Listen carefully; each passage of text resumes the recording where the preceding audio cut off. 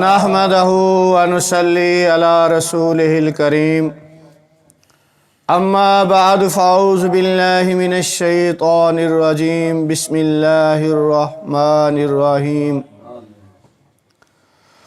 لقد من الله على المؤمنين إذ بعث فيهم رسولا من أنفسهم يتلو عليهم آياته ويزكيهم ويعلمهم الكتاب والحكمة وإن كانوا من قبل لفي ضلال مبين صدق الله مولانا العظيم رب اشرح لي صدري ويسر لي أمري واحلل عقدة من لساني يفقهوا قولي واجعل لي وزيرا من أهلي. حضرات گرامی، قرآن پاک دی آیت تلاوت کی تھی جدے وچ فرائض نبوت دا بیان کیتا گیا. اج دا ساڈا موضوع فرائض نبوت صلی اللہ علیہ وسلم. اللہ تبارک تعالیٰ نے سورۃ آل عمران دے وچ ارشاد فرمایا،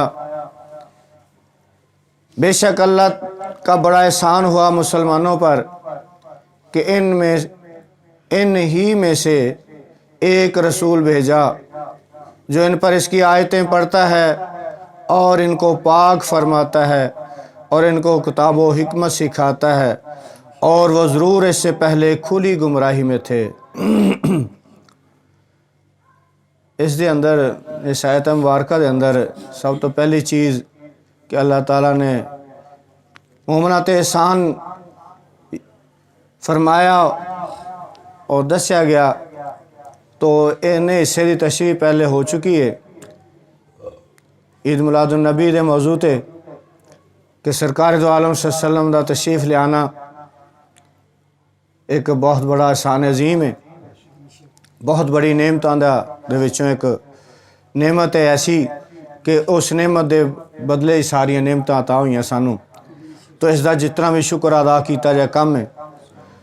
تو اسی تصوف دے موضوع نال جوڑنا اس چیز نوں. پہلے حدیث جبریل تو بیان ہویا، تو قرآن پاک دی آیت دے نال بھی اس چیز نوں جوڑا جائے گا. لوگ کہندے نے کہ تصوف بعد دے لوگوں نے بنا لیا ایک، لیکن اے تصوف دے متعلق بھی بیان ہو گیا کہ او دا مقصد ہے دل دی صفائی، باطن دی صفائی، ظاہر و باطن دوویں صفائیاں. اور اس آیت کریمہ دے وچ بھی فرائض نبوت دے وچوں بیان ہویا یتلو علیہم آیاتہ. ایک تو فریضہ ہے کہ میرا نبی تواڈے تے میریاں آیتاں تلاوت فرماندا ہے. اللہ تعالیٰ دیاں آیتاں نو تلاوت فرمانا ہے، گویا کہ قرآن پاک دی تلاوت فرمانا. دوسرا فرمایا وَيُزَكِّيهِمْ، اور تمہیں خوب پاک فرماتا ہے. پاک صاف فرمانا، یہ پاکی باطنی بھی ظاہری بھی باطنی. تو تصوف دا جتنا بھی موضوع ہے اس سارا یہ کوئی پاکیزگی حاصل کرنا ہی ہے. باطن دی صفائی زیادہ تر توجہ باطن دی صفائی تے، تو یہ بھی ایک فریضہ نبوت دے وچوں ہے. تو پھر تیسرا وَيُعَلِّمُهُمُ الْكِتَابَ، کتاب دا علم سکھاندا ہے. وَالْحِکْمَةَ، تو دی حکمتاں بھی بیان فرماندا ہے. اور اس تو پہلے ضرور تسی کھلی گمراہی دے وچ تانوں پتہ نہیں سی انہاں چیزاں دا. تو پہلے گمراہی دا دور سی سرکار دو عالم صلی اللہ علیہ وسلم تو تشریف لے آن تو پہلے کفر دی گمراہی دے وچ لوگ ڈبے ہوئے سن. تو اج دا موضوع یتلو علیہم آیاتہ، تو میریاں آیتاں تلاوت فرماندا ہے. تو قرآن پاک اللہ تعالیٰ حضرت جبرائیل علیہ السلام دے قلب تے تجلیات دا، قرآن دی تجلیات دا نزول فرماندا القاء ہوندا سی. حضرت جبرائیل علیہ السلام پھر سرکار دو عالم صلی اللہ علیہ وسلم دے قلم مبارک تے القاء فرماندے سن، اور اتوں تجلیات الفاظ بن کے سرکار دی زبان مبارک تو باہر آندے سن. اور آپ صلی اللہ علیہ وسلم صحابہ کرام نو وہ لکھاندے سن. بعض اوقات آپ صلی اللہ علیہ وسلم جلدی لکھانا شروع کر دیں. اللہ تعالیٰ نے فرمایا کہ محبوب تسی خوف نہ کھاؤ کہ بھول جاؤ گے، تسی تسلی نہ پوری آیتاں سن لو، بعد چل حال ہے نہ بھولو گے نہیں تسی. کیوں الرحمن علم القرآن، رحمان ہے جن نے تانوں قرآن سکھایا. میں سکھانے والا، میں یاد کرانے والا. تو تسی جلد بازی نہ کرو تو بھولو گے نہیں. تو سرکار جس طرح ہی وحی دا نزول ہوندا، اے آیات قرآن نے، الفاظ قرآن، او دے نال تجلیات اصل دے وچ آندی تجلیات سن اللہ تعالیٰ دیاں.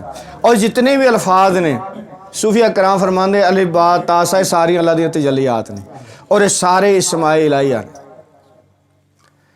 تو انہاں تو ہی سارے اگے الفاظ باندھے نے. یہ حرف جڑے نے الف با تا سا حرف نے نا، یہ سارے اسماء الہی نے، اللہ تعالیٰ دے اسماء نے، اور انہاں تو ہی اگے الفاظ سارے باندھے نے. تو انہاں دی ڈیٹیل کافی ہے، تفصیل.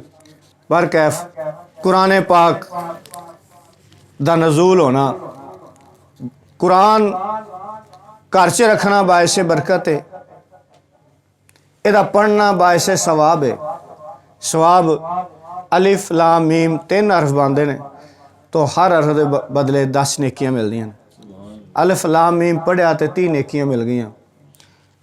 ایک دور سی کہ ہر گھر چوں صبح صبح قرآن پڑھن دی آوازاں آندیاں سن، بابا جی حیران پتہ ہونا. لیکن اج کی ہے کہ کنڈیاں لگیاں نے اندروں، لوگ ستے نے، صبح اٹھن دی توفیق ہی چند لوگاں نو اللہ نے دتی ہوئی. تو راتاں نو دیر نال سونا، صبح دیر نال اٹھنا، قرآن نو اسی بھلا دیتا تو ذلیل و خوار ہو رہے ہیں دنیا دے وچ. تو قرآن جڑا ہے صحابہ کرام نو بڑا لگاؤ سی قرآن دے. قرآن پڑھیا جا رہا ہے نماز دے وچ، صبح دی نماز سرکار دو عالم وسلم قرآن تلاوت فرما رہے ہیں، جنہ دی جماعت گزر رہی ہے. تو